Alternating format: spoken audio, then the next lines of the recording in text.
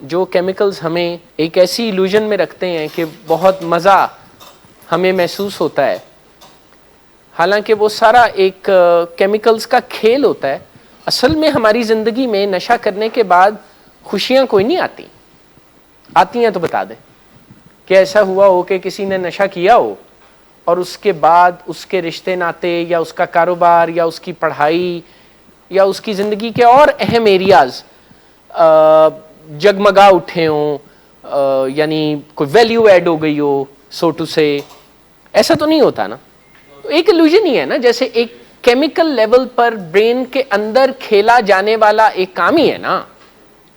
Reality में तो on ground कुछ ऐसा नहीं ना हो रहा होता जिससे कहा जा सके कि बहुत खुशी वाला माहौल है, फायदे मिल रहे थे। फायदे तो नहीं होते, तो इंसान दुख भी बना रहा होता है। जुदाई का, एक विछोड़े का टाइम भी तो चल रहा होता है। लेट कर, ना नहा कर, चप्पलें पहन कर, बात ना मान कर, खपा करवटें बदल बदल के, उसे पंजाबी में कहते हैं पासे मार। यानी एक वो कैफियत होती है जिसमें इंसान बेजार होता है। ऐसा आउटडोर में भी हो सकता है, लेकिन ज्यादातर बहुत प्रोफाउंडली इंडोर में इस चीज को देखने का मौका मिलता है। एक्टिविटीज इसका हल नहीं है, नॉट एट ऑल। देखें, इस वक्त एक एक्टिविटी हो रही है ना, 20% से ज्यादा लोग इस एक्टिविटी में हिस्सा नहीं लेंगे। हाँ, अगर मैं कोशिश करूंगा, एंगेज करूंगा तो ये तादाद बढ़ जाएगी। लेकिन अगर आपका आर्ग्यूमेंट मैं मान लूं, एक्टिविटीज दुनिया भर के ट्रीटमेंट सेंटर्स में रखी जाती हैं, उन्हें कोई यूज नहीं करता। हम भी ये तजुर्बात करके देख चुके हैं। मैं फैक्चुअली आपको बता रहा हूं। देखें, जो आप कह रहे हैं ना, वो आपको लग रहा है, वो ठीक है अपनी जगह, मैं उसे ये नहीं कहता कि आपको ना लगे। आपको लग रहा है ना, तो आप अपने ख्याल का इजहार कर रहे हैं, मैं आपकी बात को तवज्जो से सुन रहा हूं। एक्चुअली ऑन ग्राउंड ऐसा नहीं होता। और ऑन ग्राउंड ऐसा क्यों नहीं होता भला? क्योंकि वो बंदा ना जानते हुए सोग मना रहा होता है कि अब चूंकि मेरे जिंदगी से केमिकल्स या नशे निकले हैं, अब और कोई हल नहीं है। उसे कमी महसूस होती है अपनी जिंदगी में। जो रिहैबिलिटेशन साइंसेस या प्रैक्टिसेस है ना, वो बड़ी प्रोफाउंड है। दुनिया में काफी ज्यादा सालों से ये काम हो रहा है, तो इस एक्सपर्टीज को लाइटली ना लें कि रिहैब सेंटर्स में क्या किया जाता है और क्या बताया जाता है। उसके बारे में ये राय भी ना रखें कि मुझे लगता है कि ये ठीक नहीं है। सारा विड्रॉल असल ही होता है। आपने सिर्फ विड्रॉल की तकलीफ दे शक्ल को, जो कि बहुत प्रोफाउंड हो, जिसे एक्यूट विड्रॉल कहते हैं, आप सिर्फ उसे ही विड्रॉल समझते हैं। हालांकि जो पहली स्टेज है ना विड्रॉल की, उसका नाम है एक्यूट विड्रॉल, जो कि 6 वीक्स तक होता है या हो सकता है। अच्छा, इस पर भी आप में से किसी ना किसी जेंटलमैन का दिल चाहेगा कि वो मुझे बताएं कि नहीं नहीं, विड्रॉल तो दूसरे तीसरे दिन ही ठीक हो जाता।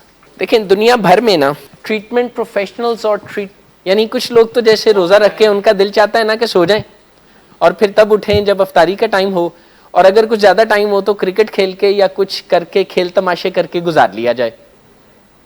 नहीं, सबर रियल लाइफ के काम करते हुए, यानी जो भी ड्यूटीज हैं मेरी, आपकी, हम सब की, कुछ ना कुछ ड्यूटीज तो होती हैं। लेकिन ये मैं आपको बता दूं कि हम सब के लिए पेशेंस और वेट करने की जो एक्सरसाइज है, ये बहुत फायदे की एक्सरसाइज है। और मैं आपको बार बार एक ऐसे एक्सपेरिमेंट के बारे में बताता रहता हूं जिसे मार्शमेलो एक्सपेरिमेंट कहते हैं। वो बच्चों वाला। बातें अच्छी होनी चाहिए, हम सबको एक दूसरे से अच्छे अखलाक से पेश आना चाहिए, लेकिन करना वो चाहिए जो सही काम है। लाइन ना वहां से शुरू होती है जहां मैं खड़ा होता, लाइन ना वहां से शुरू होती है जहां आप खड़े हो। दुनिया में जो लाइंस ड्रॉन है ना, उन्हीं को मुझे और आपको मान लेना चाहिए। जो लाइंस ड्रॉन है, जिन्हें बाउंड्रीज कहते हैं, ये देखते हुए कि मेरा फायदा नहीं है इसमें। और जब आप कनेक्ट करना शुरू करते हैं ना अपने नुकसान को अपने बिहेवियर के साथ, तो आप अपने बिहेवियर को बदलने पे आमादा होते हैं।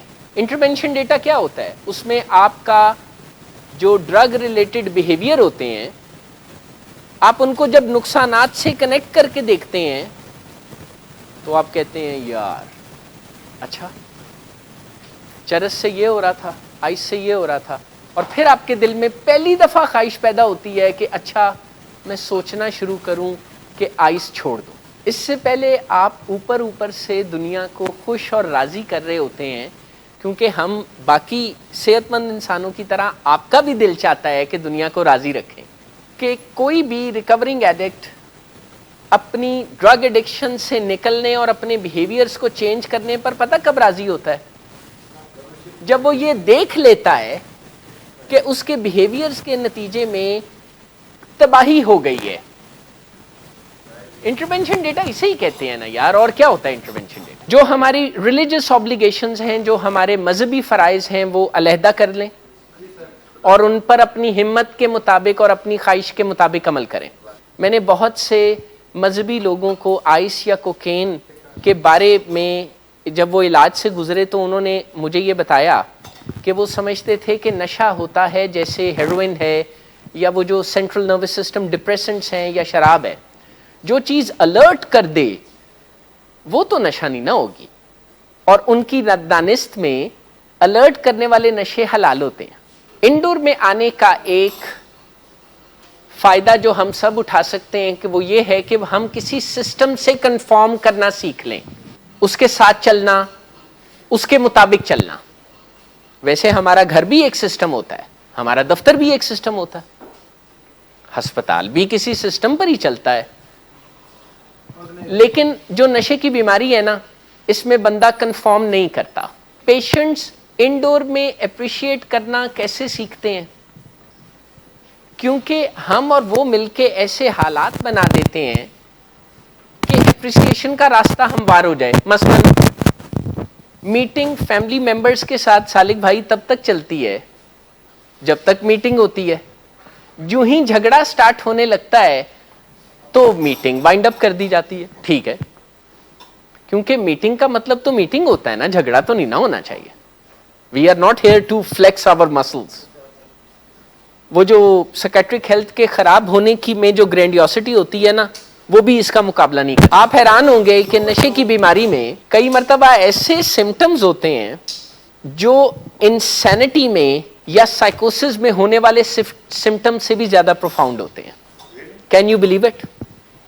हालांकि ड्रग एडिक्शन में कोई साइकोसिस तो कुछ पेशेंट्स को होता है ना, लेकिन जब वो ड्रग्स नहीं भी करते तो भी उनकी इंसैनिटी लाइक सिम्टम्स उनकी जिंदगी को बर्बाद कर रहे होते हैं। उन्हीं में से एक सिम्टम है पांव जमीन पर ना होना, उड़े उड़े फिरना, समझना कि मेरे पर रूल्स अप्लाई नहीं होते क्योंकि मैं हूं। जो ड्रग यूज का बिहेवियर है ना, ये जेनेटिकली पास ऑन नहीं होता। हाँ, the inability to handle drugs also known as addiction, ये जेनेटिक है। इनका एक जैसे इल फाउंडेड ख्याल है, एक इर्रेशनल सा बिलीफ है, इसका हकीकत से कोई ताल्लुक नहीं है। लोगों को ना इस बात से बहुत ज्यादा गर्ज नहीं है। लोगों के पास अपने सोचने और अपनी मुसीबतें बहुत हैं। जब दो लोग आपस में बात कर रहे होते हैं ना और एक को अपने मुफाद की बिल्कुल फिक्र नहीं होती तो दूसरे की जिम्मेदारी बढ़ जाती है।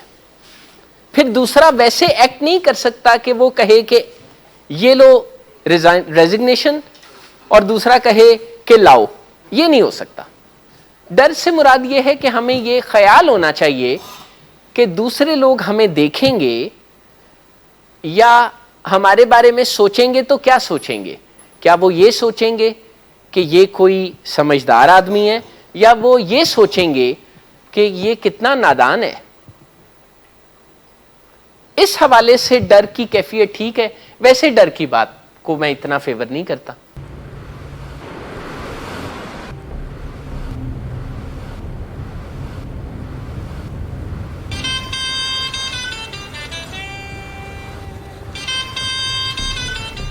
अच्छा, तो अभी तक तुम्हारा इस चीप लड़की के साथ चक्कर चल रहा है?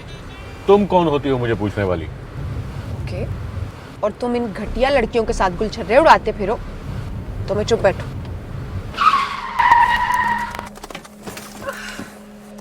Get out.